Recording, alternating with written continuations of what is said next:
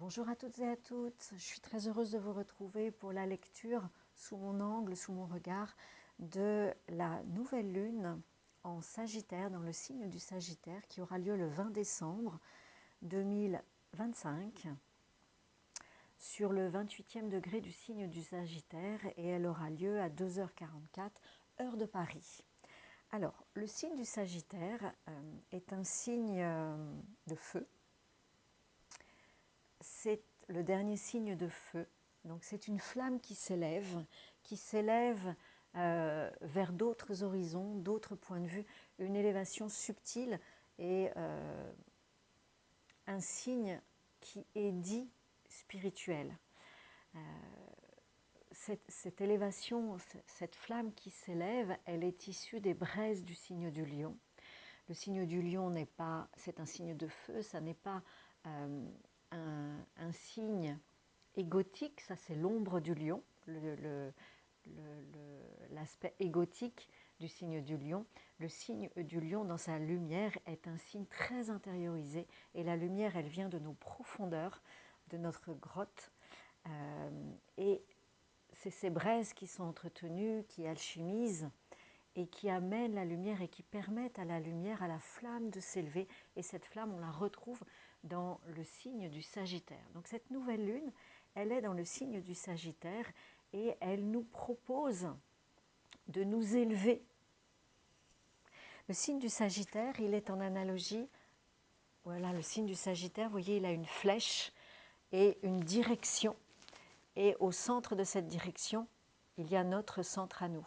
Donc on peut être uniquement dans le haut, donc dans de l'idéalisme, dans une philosophie idéaliste qui n'est pas du tout ancrée, donc qui n'est pas issue de notre ancrage, du travail qui se fait à l'intérieur de notre grotte.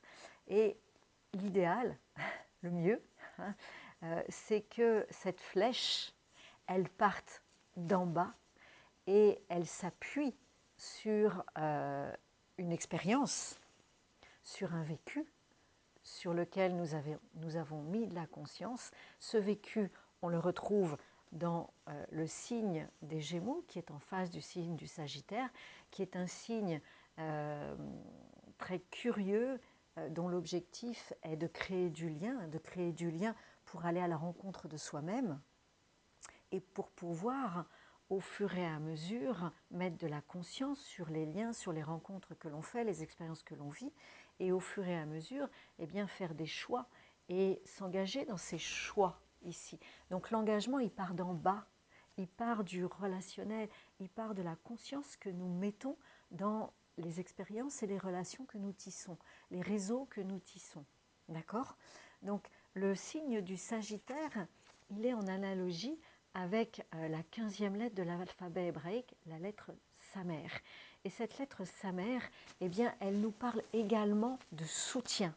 Comme le signe du Sagittaire, c'est cette flamme qui s'élève et cette flamme eh bien, qui part de la conscience, du sens que nous mettons sur toutes nos expériences que nous vivons dans le signe des Gémeaux. Eh bien, le signe la lettre Samer, 15e lettre de l'alphabet hébraïque, nous parle de cette colonne vertébrale, car autrefois, eh bien, c'était l'arête d'un poisson. Donc c'est vraiment l'arbre qui s'élève et qui nous donne le cap à suivre, hein, et qui nous dit tout est à l'intérieur de toi, tout est là, tout est là. C'est le signe du Sagittaire, c'est cette flamme qui s'élève et qui nous aide à avoir foi en la vie, la confiance en la vie, la confiance en soi et la confiance en la vie. Nous pouvons vivre des moments chaotiques, comme actuellement. Tout est juste, nous dit le signe du Sagittaire. Ce qui est important, c'est que toutes ces expériences, on les vive à partir de notre ancrage et que l'on mette du sens et de la conscience sur notre vécu. Donc ce signe du Sagittaire est un signe qui, dans l'ombre, eh bien, peut être très dogmatique, peut être très idéaliste et pas du tout ancré, c'est-à-dire que des idéaux, des dogmes, sont des idées fanatiques, qui peuvent être fanatiques, et qui nous emmènent, car le signe du Sagittaire est un signe enthousiaste et qui a tendance à nous emmener là où peut-être que nous n'avons pas envie d'aller, mais il a cette joie, ce dynamisme, cette foi justement en ces croyances pour nous permettre, pour nous embarquer dans des aventures qui ne sont pas forcément justes pour nous. Car le signe du Sagittaire, eh bien, cette nouvelle lune en Sagittaire nous propose d'ouvrir notre regard, de nous élever comme la flamme qui s'élève et d'ouvrir notre regard sur d'autres cultures, d'autres points de vue plus subtils, plus élevés que matériels, matérialistes, terriens, pour comprendre, mettre du sens sur ce qui se passe dans nos vies, ce qui se passe dans le monde. Donc il nous propose de voyager, mais de voyager loin, dans des contrées lointaines ou dans des cultures lointaines. Voilà, pour nous aider à nous sortir du maillage dans lequel peut-être nous nous sommes fait enfermer ou le maillage des Gémeaux, donc tout ce réseau que le Gémeaux est capable de tisser et dans lequel, quelque part, il s'enferme, car il y en a tellement qu'il n'arrive plus à trouver la voie de sortie. D'accord ? Donc ce signe du Sagittaire, à l'occasion de cette nouvelle lune, il est au carré des planètes Saturne et Neptune, qui finissent leur course dans le signe des Poissons. Ces deux planètes qui ont été rétrogrades pendant un certain temps sont repassées direct, donc elles sont très actives. Et le carré, c'est un travail, c'est un challenge, c'est un travail. Donc c'est pas mauvais en soi, c'est nous demander vraiment d'être dans l'action. Et être dans l'action, le Sagittaire au carré de Saturne dans le signe des Poissons, c'est ce qui nous est proposé, c'est ok, Saturne dans le signe des Poissons, il nous met face à des réalités qui se tramaient dans l'invisible, des énergies qui se tramaient, des vibrations qui se tramaient dans l'invisible et qui, pouf, prennent forme là, devant nous, dans la réalité. Alors, ce n'est pas toujours agréable parce qu'on ne s'y attend pas et c'est très confrontant. Et pour cela, eh bien, le signe du Sagittaire nous dit hey, tu sais quoi? Eh bien, prends du recul, élève-toi, va chercher, va mettre du sens autrement qu'avec tes petites idées classiques. Ouvre-toi. Ouvre-toi à autre chose, ouvre ta conscience, élève-toi, sors de ton maillage, de ta bulle complètement enfermée avec, en tout cas à l'occasion de la dernière pleine lune en Gémeaux, Mercure était noyé finalement dans le signe du Scorpion et on nous demandait sors de ce bourbier et reçois l'information autrement que fais travailler ton intériorité, ton ressenti, ton intuition, voilà, ta sensibilité. Ne te contente pas de recevoir l'information qui te plombe.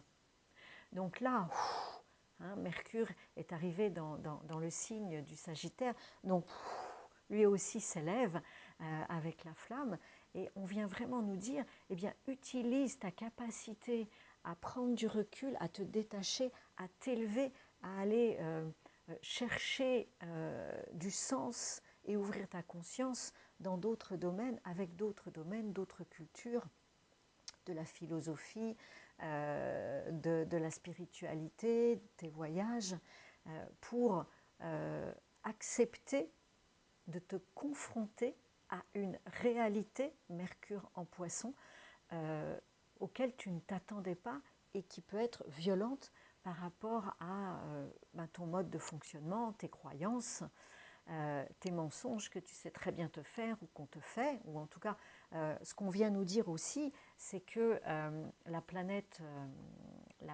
maîtresse exotérique du signe du Sagittaire, c'est Jupiter. Jupiter en analogie avec la lettre Tav, la dernière lettre, la 22e lettre de l'alphabet hébraïque.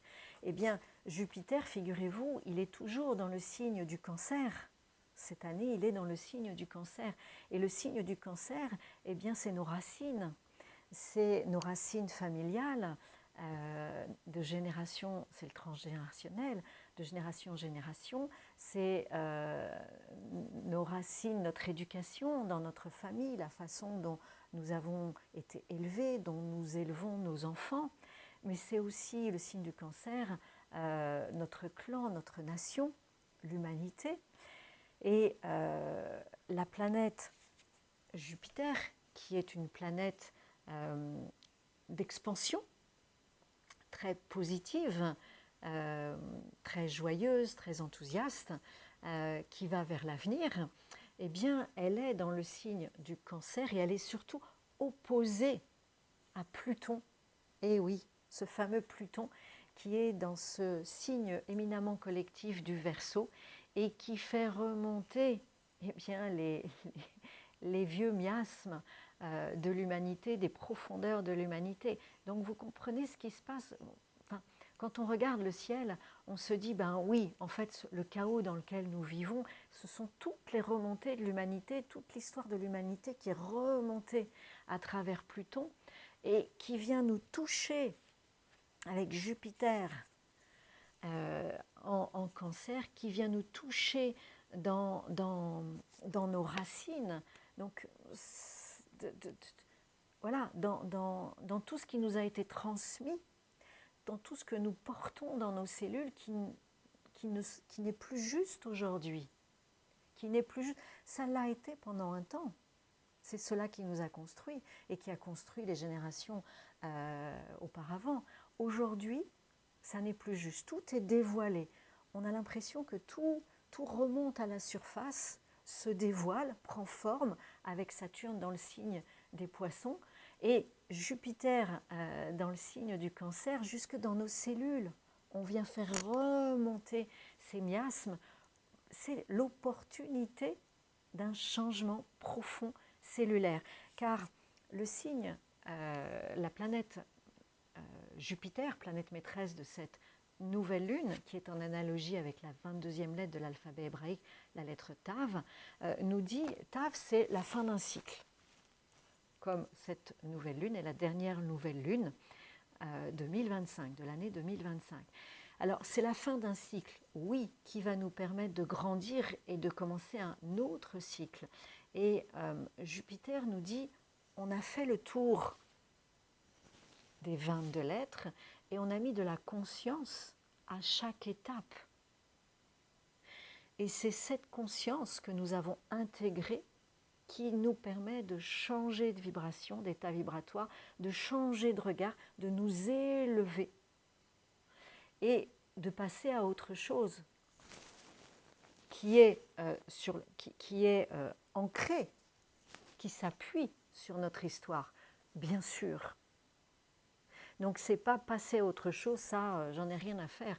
Non, hein, cette lettre Tav, Jupiter, nous dit, oui, tu peux tourner en rond, parce que c'est un cycle qu'on peut reproduire, qu'on peut reproduire, qu'on peut reproduire. Là, Jupiter la lettre Tav est le principe de l'expansion et nous dit, tu peux grandir, t'ouvrir à un autre regard dès l'instant où tu mets de la conscience sur ton cheminement. Et là, on sort de ce cycle infernal de la routine et de la répétition.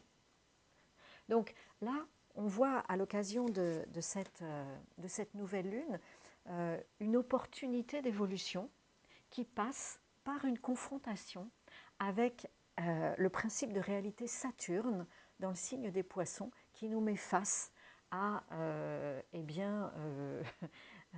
des réalités qui n'étaient insoupçonnées, car elles étaient dans l'invisible. C'était du vibratoire qui nous touchait forcément, mais on ne le voyait pas. C'était voilà, dans l'air, de l'information invisible qui nous touchait, qui nous faisait avancer, comme notre éducation, hein, comme voilà. Et aujourd'hui, c'est un mur devant nous. Non, c'est pas possible, c'est pas vrai. Et voilà. Donc on nous dit, pour pouvoir accueillir cette réalité, pas toujours agréable, eh bien, élève ta flamme, va chercher, va mettre du sens sur ce qui se passe, va trouver des outils à travers la méditation, à travers d'autres cultures, à travers tes voyages, à travers la philosophie. Voilà, va chercher d'autres informations. Élève ta flamme pour t'aider à comprendre les messages de l'univers et passer à autre chose, car c'est vraiment ce que le cosmos nous demande. Voilà, et bien écoutez, je vous souhaite une belle nouvelle lune et je vous dis à l'année prochaine pour la prochaine pleine lune. À très vite.